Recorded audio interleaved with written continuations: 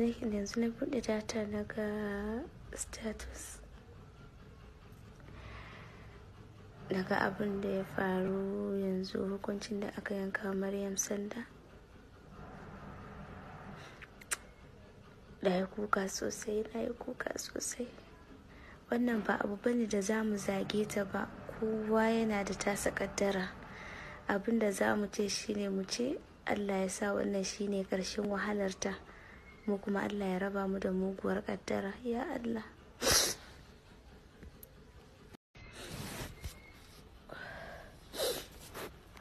Assalamu alaikum.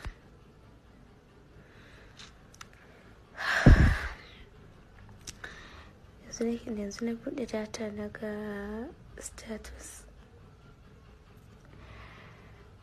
daga abin da ya faru yanzu, hukuncin da aka yanka Maryam Sanda. Na yi kuka sosai. Wannan ba abu bane da za mu zage ta ba, kowa yana da tasa kaddara. Abin da za mu ce shine mu ce Allah ya sa wannan shine ƙarshen wahalarta, mu kuma Allah ya raba mu da muguwar kaddara, ya Allah.